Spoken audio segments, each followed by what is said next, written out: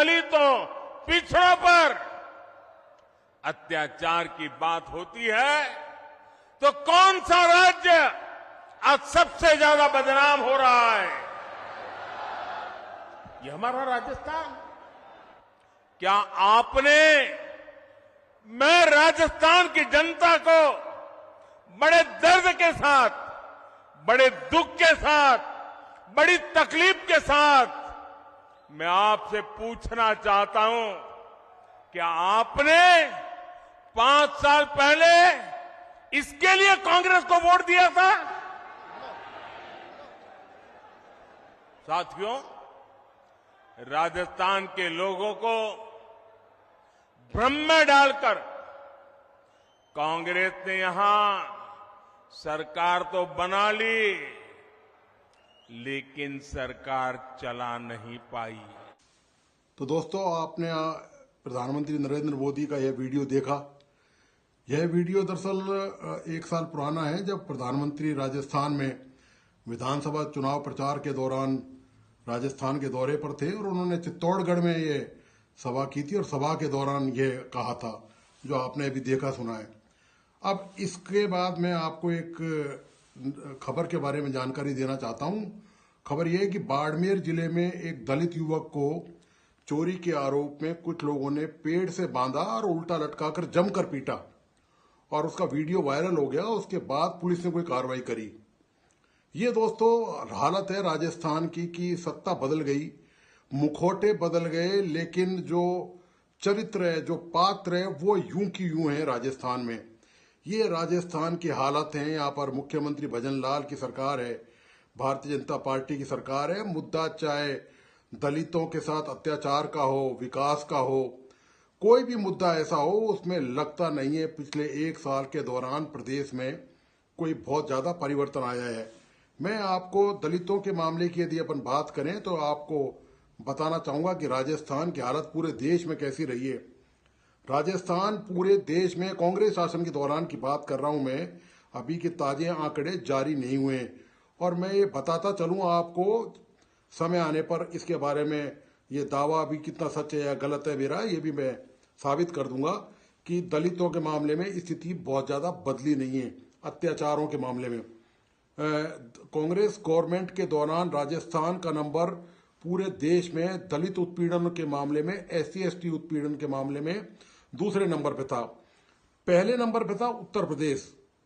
उत्तर प्रदेश में कुल total 23.78% total case दर्ज हुए थे और उनकी संख्या थी उस समय 12,287 और राजस्थान सेकंड नंबर पे था, इसकी संख्या थी 8,651 और मध्य प्रदेश तीसरे नंबर पे था, जिसमें SC/ST एक्ट के जो मुकदमे दर्ज हुए वो 7,732 मुकदमे दर्ज हुए।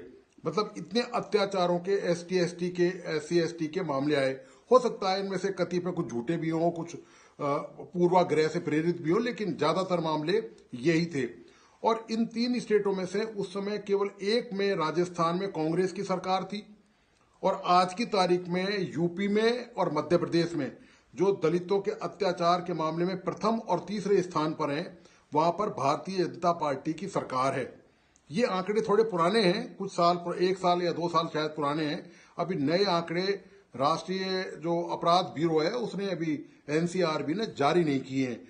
वो जारी कर देंगे तो उससे पता चल जाएगा कि इन तीनों स्टेट की हालत क्या है।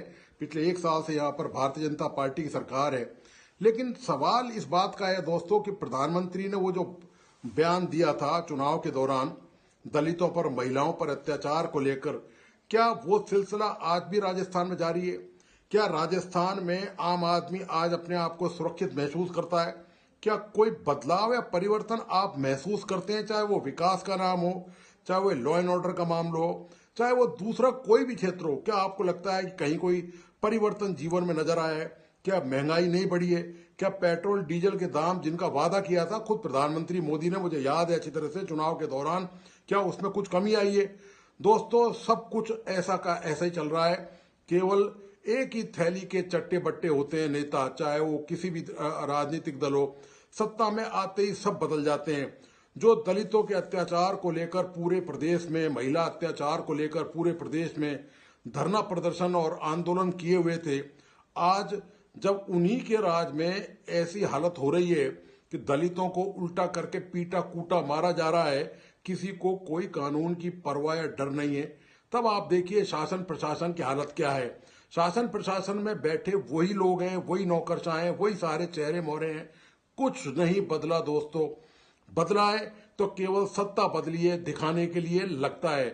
तो ये हालत हो चुकी है दोस्तों राजस्थान की। पिछले 1 साल के दौरान यहाँ पर भारतीय जनता पार्टी की सरकार है और बदलाव के नाम पर आप देख रहे हैं कि किस तरह की घटनाएं सामने आ रही हैं। मतलब कानून व्यवस्था का किसी को डर नहीं है, अपराधियों को कोई खौफ नहीं है कि उनको कोई पुलिस की डर हो, उनको कोई कानून व्यवस्था की चिंता हो, कोई डर नहीं है। आए दिन वारदातें इस तरह की लगातार राजस्थान में बढ़ती ही चली जा रही हैं। यही भारतीय जनता पार्टी कांग्रेस शासन को अपराध व्यवस्था के नाम पर, लॉ एंड ऑर्डर के नाम पर, राजस्थान में अत्याचारों के नाम पर, महिला अत्याचारों बलात्कार के मामले में घेराबंदी करने में कसर बाकी नहीं रखती थी। लेकिन अब जब सत्ता बदल चुकी है तो इन्हीं तरह की चीजों का सामना भारतीय जनता पार्टी की मुख्यमंत्री भजन लाल की सरकार को करना पड़ रहा है और ये सिलसिला आसानी से थमने वाला नहीं है, क्योंकि दोस्तों इसकी जो जड़ें हैं वो बहुत गहरी हैं। अब ऐसे अपराधों की, ये जो सामाजिक भेदभाव के अपराध हैं, ये जो जातिगत अपराध हैं, ये राजस्थान में आसानी से थमने वाले नहीं है। और कहीं ना कहीं आप देखें तो भारतीय जनता पार्टी इस मामले में मुखर कभी नहीं रही है, क्योंकि भारतीय जनता पार्टी को भी स्वर्ण वोट बैंक या जातिगत वोट बैंक का डर हमेशा सताता रहा है। यही वजह है कि आपको पता है कि जो बांसवाड़ा में जबरदस्त आदिवासियों ने, मीणा आदिवासी है वहां पर ज्यादातर और भील आदिवासी हैं, उन्होंने जबरदस्त आंदोलन किया संभाग खत्म करने को लेकर। और वहां पर बाकायदा इतना जबरदस्त उनका प्रभाव है कि उन्होंने अपना एक सांसद वहां पर जिता लिया। बाप पार्टी का सांसद रौत जो है, वो राजकुमार रौत वहां से सांसद हैं। तो ये यदि भारतीय जनता पार्टी के प्रति इतनी आस्था होती है आम लोगों में, तो बांसवाड़ा से निश्चित तौर पर बाप पार्टी का प्रत्याशी संसद में नहीं पहुंचता। निश्चित तौर पर कहीं ना कहीं ये जबरदस्त चीजें हैं जो राजस्थान में लगातार चल रही हैं और राजस्थान का के माथे पर जो कलंक लगा हुआ है ये अत्याचारों का और पिछड़ेपन का, वो आसानी से हटने वाला नहीं है। हटे तो सिर्फ चेहरे, एक चेहरा गया मुख्यमंत्री अशोक गहलोत का तो दूसरा चेहरा आ गया भजनलाल शर्मा का। चेहरे बदले हैं दोस्तों, तकदीर और तस्वीर अभी आसानी से बदली नहीं है। इसको बदलने के लिए जो करना चाहिए वो राजनीतिक दल कभी नहीं करते, चाहे वो भारतीय जनता पार्टी हो और चाहे वो कांग्रेस रही हो। सबका सब मोहरा बनाते हैं आम लोगों को, उनकी भावनाओं को छलते हैं और ठगते हैं, उनको झांसा देते हैं, उनको उनसे वादा करते हैं, लेकिन वादों पर खरा कोई नहीं उतरता। इस मामले में सारे दल एक जैसे बिल्कुल नजर आते हैं। तो दोस्तों राजस्थान की यह हालत है। राजस्थान और ये जो घटना है बाड़मेर वाली, इससे पहले भी बाड़मेर में घटना हो चुकी है, इसी तरह की घटना बाड़मेर में पहले भी हुई है और राजस्थान के बहुत सारे इलाकों में दलितों के साथ इस तरह की घटनाएं अंतर्राष्ट्रीय सुर्खियों और राष्ट्रीय स्तर पर सुर्खियों का कारण बनती आई हैं और इनसे बदनामी का ठीकरा राजस्थान के माथे पर लगातार फूटता रहा है।